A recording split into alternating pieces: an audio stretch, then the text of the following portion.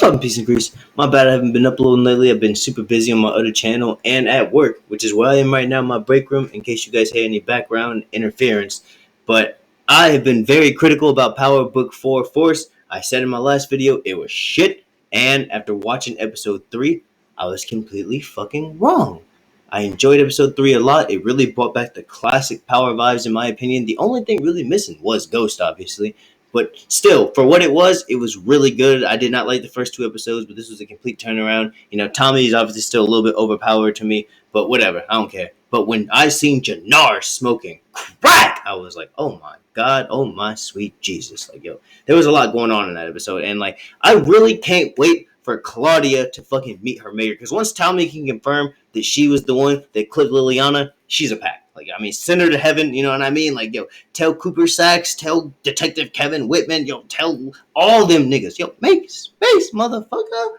Yo, Claudia Flynn is in this bitch. Anyway, let's boogie. Remember, I asked you for months for black raspberry ice cream from Coney's Cones? No, we couldn't get any because you fucking spent all the money getting high on the way there. Also, real quick, just gotta say, Kate Egan's apology to JP and Tommy, bullshit. I mean, I can't even believe that she really thought that was gonna work. How about when I was 13 years? Oh, you got a list?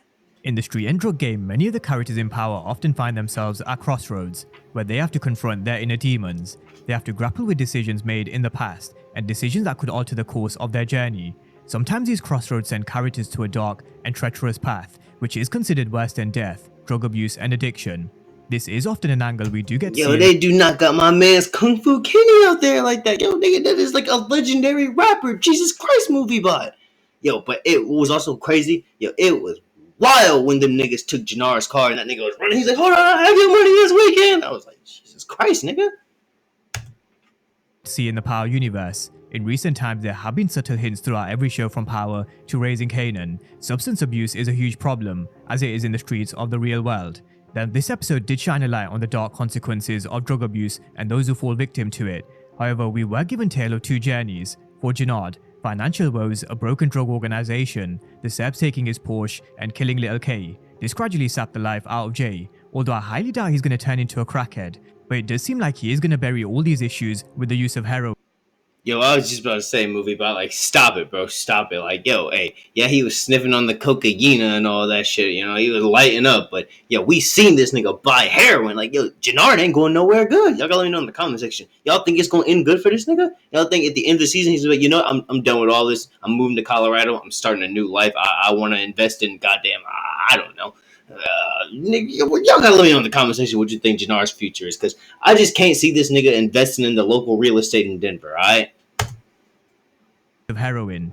However, on the other side of this drug addiction, we did see light at the end of the tunnel for Kate Egan, who stands in stark contrast to Jannar's downward spiral. 9 days sober, she makes an amends with Tommy and JP, but it doesn't take away the fact she knows she was a shitty mother for her entire life. So this really was another great episode which highlighted a few problems we still face in the real world in a few different ways. So let's get into all things for Season 2, Episode 3. Now, one of the things we do associate with Tommy in Power with, it's his vintage Ford 1969 Mustang, although this isn't the first time he's caught a hell of a lot of gunfire either.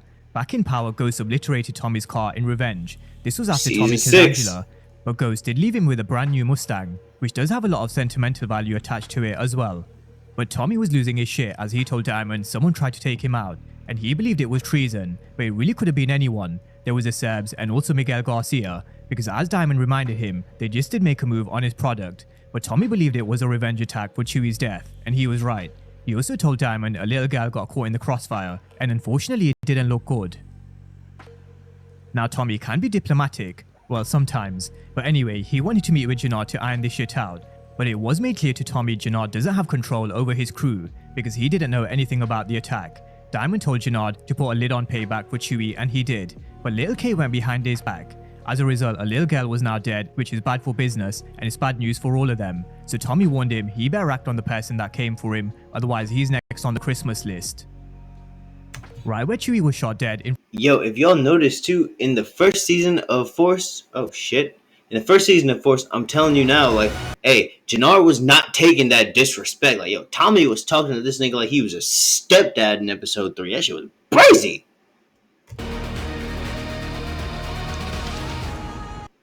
Moving. Should I watch He was that? shot dead in front of the Stop the Violence sign was a rally led by a joint task force and a young Leon. He was well-spoken, confident, and moved the crowd that gathered to protest for justice and peace. Unfortunately, Amen. later we did see that this did cause him a few issues in Amen. the street, but Diamond was there to have his back. Now, what motivates Leon is the fact he's been to more funerals than birthday parties, and at the age of 13, that's saying something. Another Yo, if that nigga's 13, then I'm 50. But yo, this nigga Diamond, that also will work good in his favor because, you know, his POs are like, hey, you should do something to help the community. the harsh reality of the world that sometimes people live and get dragged into, which is sometimes because they feel they have no other choice. Like Franklin Saint once said in Snowfall, he tried to do shit the right way, he went to the other side, but you know what he learned? The game's rigged, so he was rewriting the Yo, movie, blood. This video wasn't supposed to be emotional, blood. What the fuck? rules.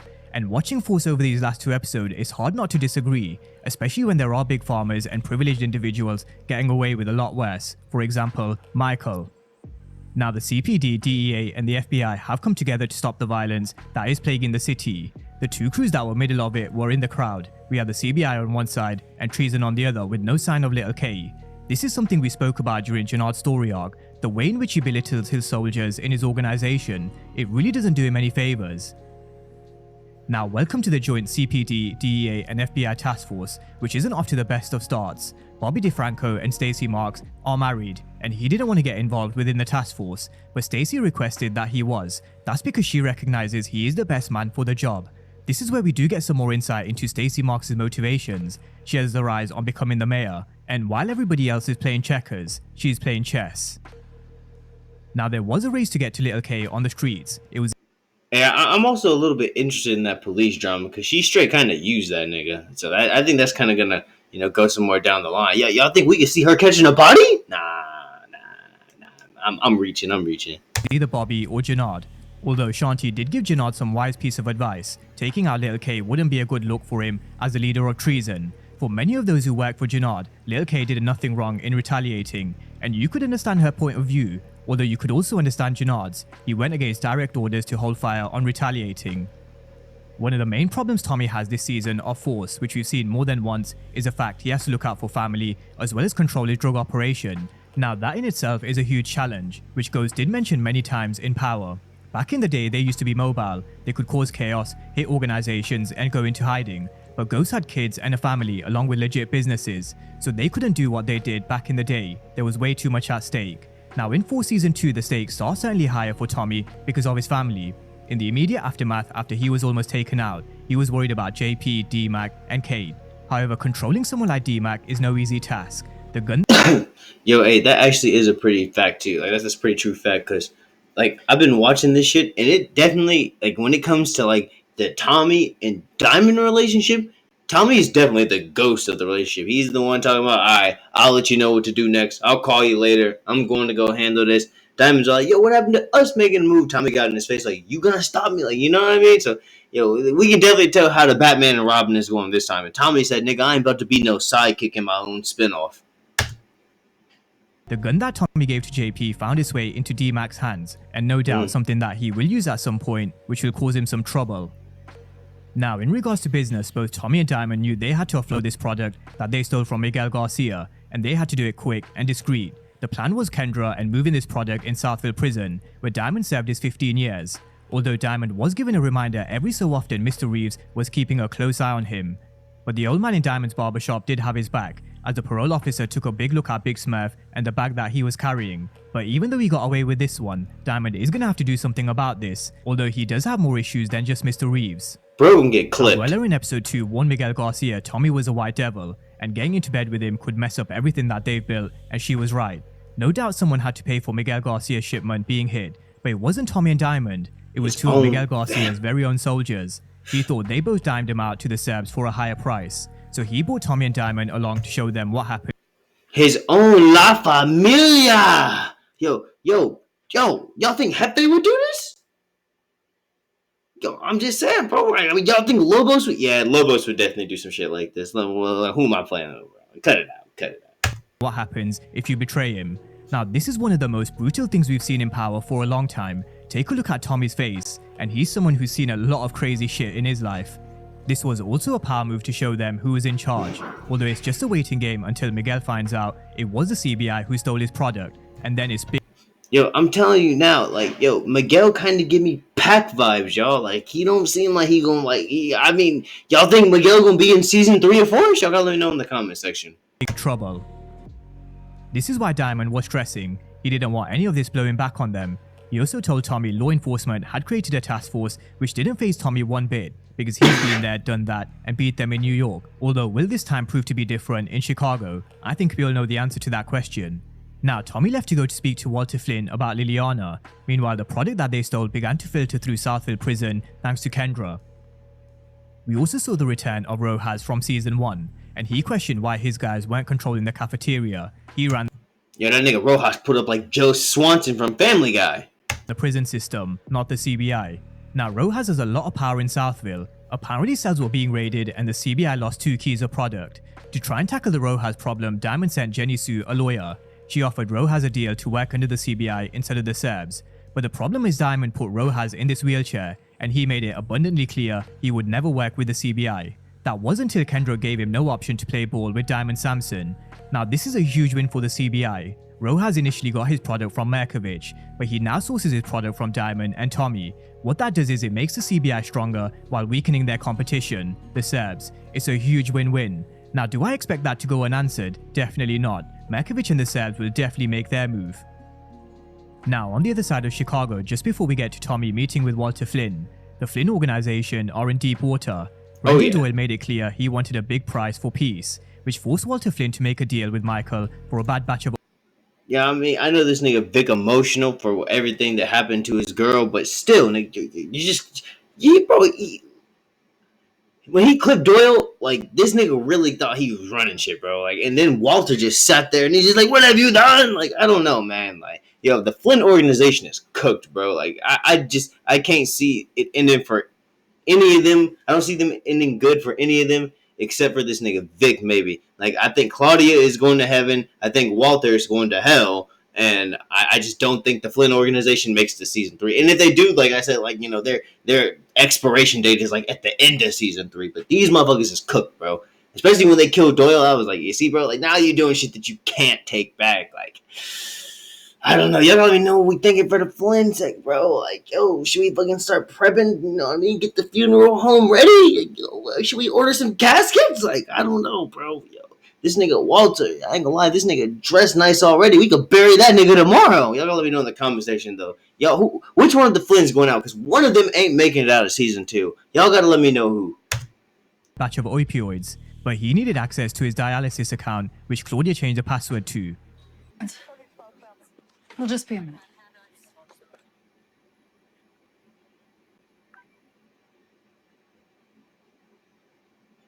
The ads. The fucking ads. Damn. Damn. Jesus. God damn.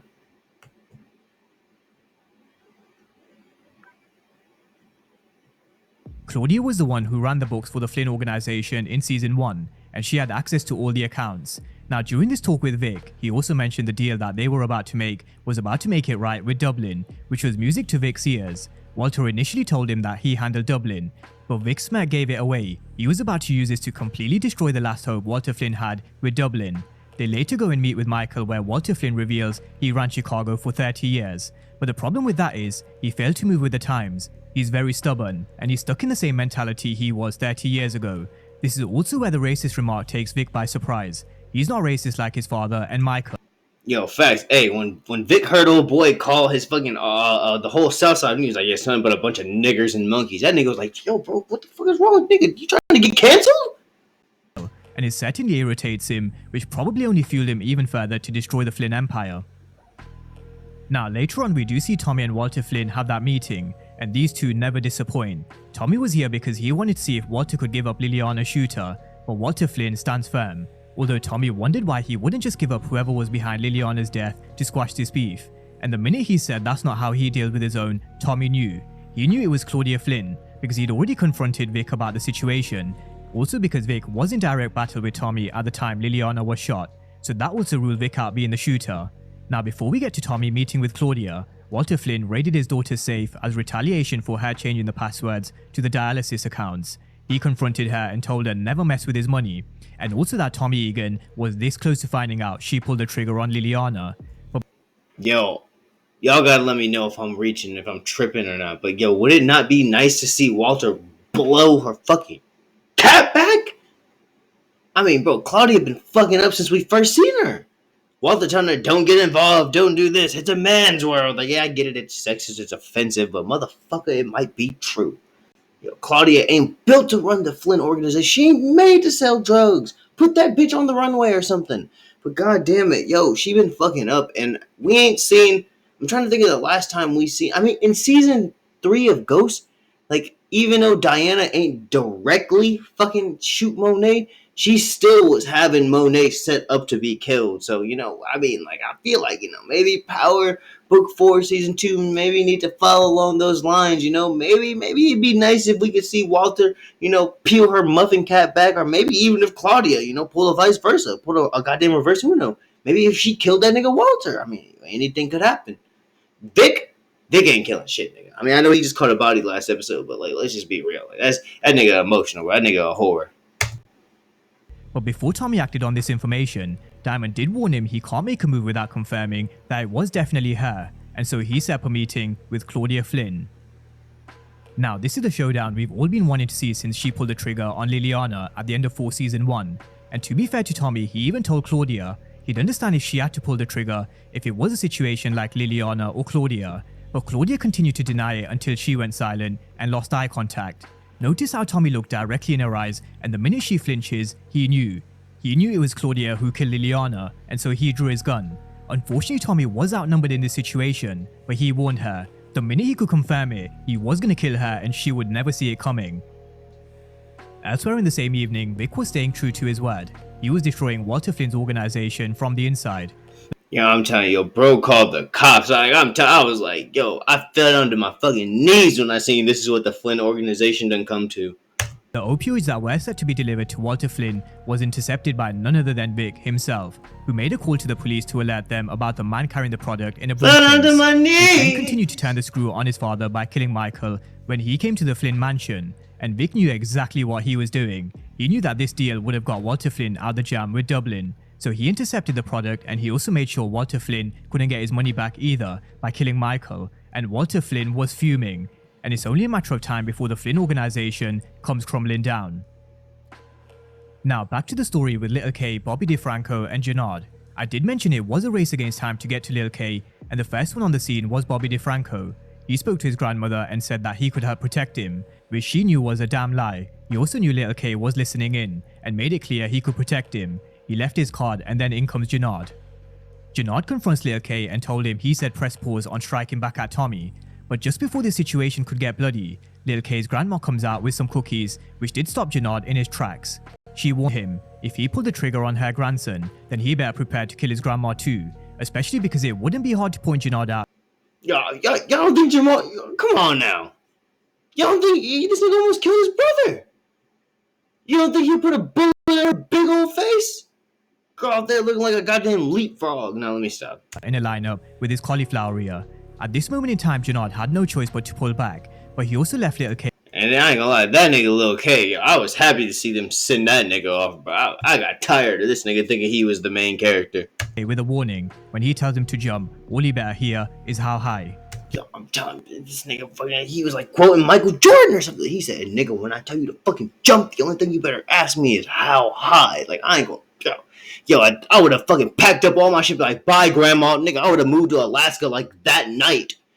I don't give a fuck if I was out there camping in the wilderness, bro. I would have been across the fucking country. Big Smurf was also looking on, and so Jannard knew that the CBI were keeping tabs on his next move. Later, as Jannard is driving, he's flanked by 4 SUVs in a similar fashion to how Tommy was in Season 1 by the Flynns. He also had his car stolen like Tariq had his in Go Season 3, and they left him Yo, I'm telling you, that shit was fucking insane, bro. Like, when they robbed that nigga, they yanked this nigga out the car like one of them niggas in Grand Theft Auto, where they're like, get out of there. Like, you know what I mean? Some cheesy catchphrase. Yanked that nigga out the car. This nigga Jannard screaming, yo, I'll pay you back. I'll have your money for you. Man, you're in shambles, bro. Ever since your brother started working with Tommy, bro, you've been falling apart. Left him stranded in the middle of the street. He then makes a call to Little K. In season 1, we learned about Janard's drug abuse and how he was always getting high on his own supply, and so it was no surprise to see him continue in season 2, except this started to raise questions from Little K. Unfortunately, the minute Lil K began to question, Janard flipped a switch, and he thought Lil K was wearing a wire, because Bobby DeFranco did eventually catch up with him earlier on in the episode. Now, what followed was Chris Lofton playing the hell out of his character Janard, a stellar performance from someone who had his back against the wall, someone under pressure, and someone who had just completely lost control. He killed Little K and left him on the side of the road. With Tommy watching on, it was job done, but not for Janard. Shanti warned him earlier in the episode Lil K didn't do anything wrong in Treason's eyes, and so this will only create even more problems for Jay within his own organization. Recognizing that there is no way out, he turns to heroin. Later that night, Lil K's body is found, and I do wonder if his grandmother will talk. She did see Janard point a gun in his direction, and warned him that he would be easy to pick out. Yeah, I'm telling you, if the opening episode of episode 4, or if the opening scene of episode 4 ain't her walking to the fucking mailbox and then just, I'm telling you, bro, I might have to turn that shit off. Of a lineup, so Janard may have a major problem on his hands with Little K's grandma. Now, Tommy and Kate's relationship has always been marred by drug abuse, which traces back to Power. For Kate, she had a long life battle with addiction, which contributed towards her actions. She had a notebook full of stuff to say to Tommy, but she could only say a few words. Now, the problem is this was all new to Kate. She was sober, she has a new family, she's got a second chance at life, and she really is trying. Her life before this was a huge fog because of her drug abuse, but Yo, and seeing her trying to get better, like we know in Power, whenever a nigga starting to do better, like I said, bro, like going up in life, like no nigga, you not going up in life, you going up to heaven. Like, yo, whenever a nigga start turning their fucking life around, I'm telling you now, like, yo, this nigga probably got a couple episodes left. I'm just saying, bro, like, yo, y'all think Kate make it out of season 2? Let me know in the comment section. But now that she's started to gain a bit of clarity, she does admit how much of a bad mother she really was. She abandoned one baby and was a real shitty mother to the other. We also learn how Miriam Egan was a big influence on her life at the time. She told her how hard her life was going to be raising JP.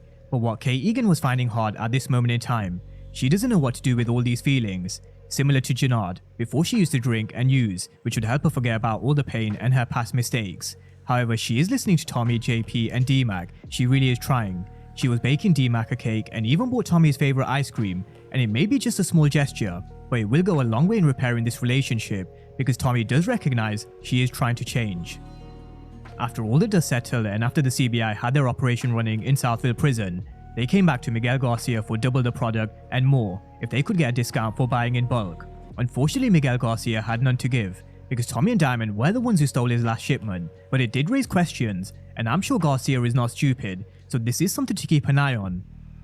Now, just before we wrap up, something that wasn't a coincidence is someone keeps hitting up Diamond, and they later text him saying stop avoiding his or her calls, we need to meet up. Now, it wasn't a no number, so we don't know who that is not the PO, y'all. I don't think that's the PO. Y'all gonna know what you think in the comment section.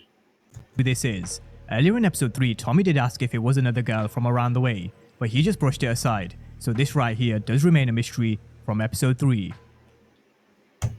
Alright, y'all already know what it is. Go sub to that Negro movie bot. If you enjoyed the Vig Light, sub to this as well. I will catch you on the next one. I'm 4 subscribers away from 500. Thank you. Catch you on the next one. Peace. Let me know everything you think.